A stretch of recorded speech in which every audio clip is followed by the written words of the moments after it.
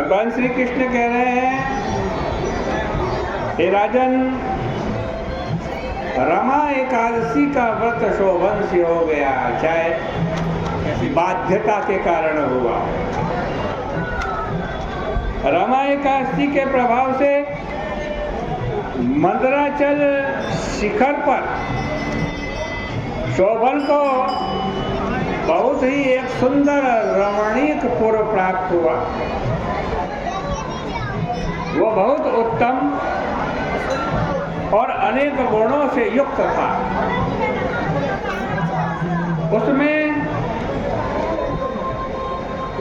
पन्नों से जड़े हुए स्वर्ण के खंभे थे।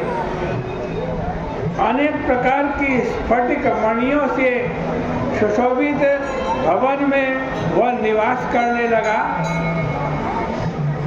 सिंहासन पर बैठ गया। श्वेत छत्र और चमर प्राप्त हो गए। किरीट, कुंडल, हार, बाजूबंद इनसे सुशोभित हो गए। गंधर्व और अप्सरा सेवा करने लगी। वहाँ शोभन दूसरे इंद्र की तरह शोभा प्राप्त करता।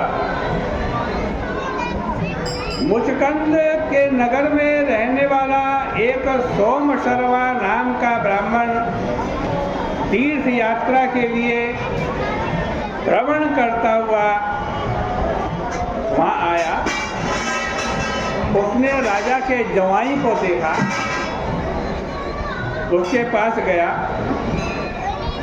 उस शोभन ने शीघ्र सिंहासन से उठकर ब्राह्मण को नमस्कार किया। अपने ससुर की कुशल क्षेम पूछी और अपनी स्त्री चंद्रभागा तथा नगरवासियों की कुशलता पूछी। सोम शर्मा बोला, राजन, तुम्हारे ससुर घर पे कुशलता पूर्वक है, चंद्रभागा भी कुशल है, नगर में सर्वत्र कुशलता है। हे राजन, आप अपना कुशल वृत्तांत कहिए। मुझको बड़ा आश्चर्य है। मैंने ऐसा विचित्र नगर जो तुम्हें प्राप्त हुआ है कभी नहीं देखा है। यह आपको कैसे मिला, यह बतलाइए। शोभन बोला कि कार्तिक कृष्ण पक्ष में एकादशी जो होती है, हे ब्राह्मण देवता, उसका उपवास करने से यह अस्थिर पुर मुझे मिला है। हे ब्राह्मण देवता, जिससे ये मेरा नगर स्थिर हो जाए, अटल हो जाए, ऐसा यत्न कीजिए। ब्राह्मण बोला, हे राजेंद्र, ये तुम्हारा नगर स्थिर क्यों नहीं है और अटल कैसे होगा, वह मुझसे कहिए, मैं निश्चय ही करूंगा। शोभन बोला, हे ब्राह्मण देवता, मैंने एकादशी का व्रत तो किया, लेकिन श्रद्धा पूर्वक नहीं किया। अतः मैं इस नगर को अस्थिर मानता हूँ। इसके अटल होने का उपाय सुनिए।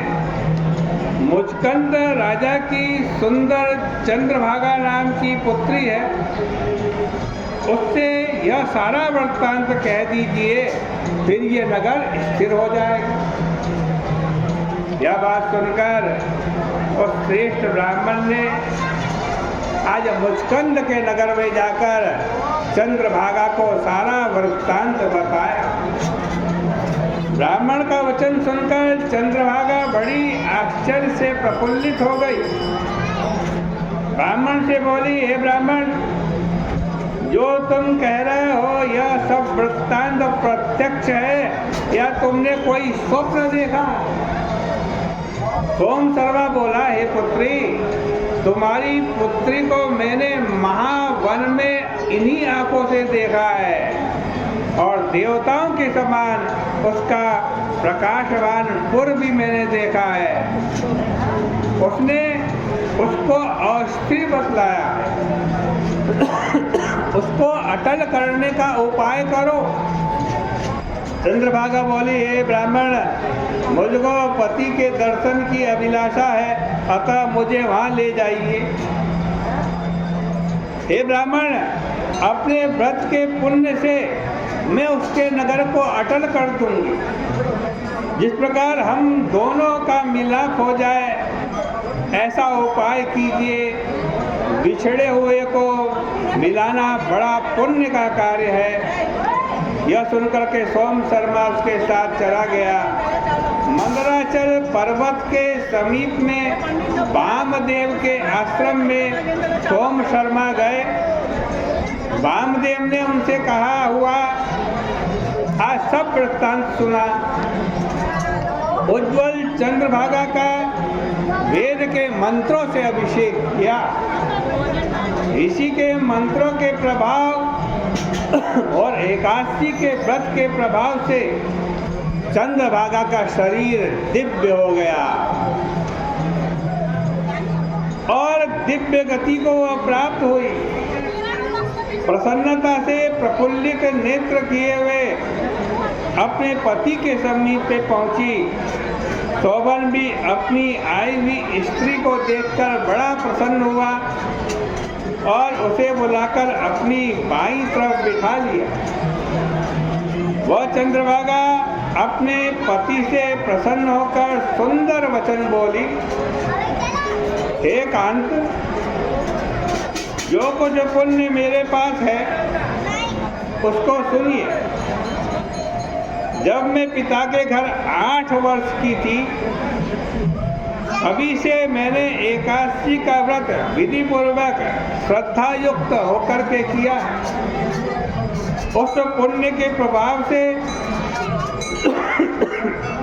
तुम्हारा नगर अचल हो जाए। महाप्रलय तक सब कार्य पूर्ण होंगे। हे राजन, इस प्रकार वह अपने पति के साथ आनंद पूर्वक रहने लगी।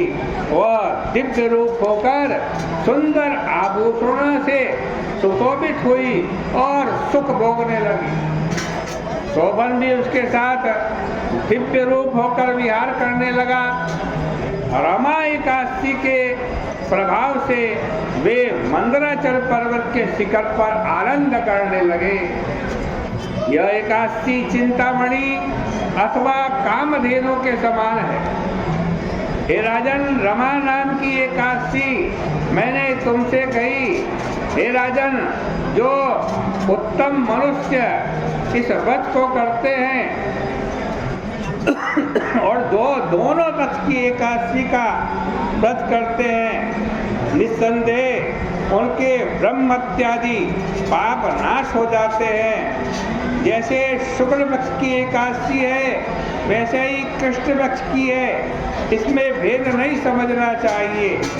एकादशी का सेवन करने से मनुष्य सुख और मुक्ति को प्राप्त होता है। जैसे काली और सफेद दोनों गाय का दूध एक जैसा होता है, उसी प्रकार दोनों एकादशी का व्रत एक जैसा है। जो मनुष्य एकादशी के व्रत का महत्व श्रवण भी कर लेता है, वह सब पापों से छूटकर विष्णु लोक को जाता है। इस प्रकार से श्री ब्रह्म वैवर्त पुराणे कार्तिक कृष्णे रमा एकादशी व्रत महात्मा श्री कृष्णार्पणमस्तु। इस व्रत महात्मा की कथा को भगवान के श्री चरणों में अर्पित करते हैं। अब विराम करेंगे। बोली गंगा मैया की जय।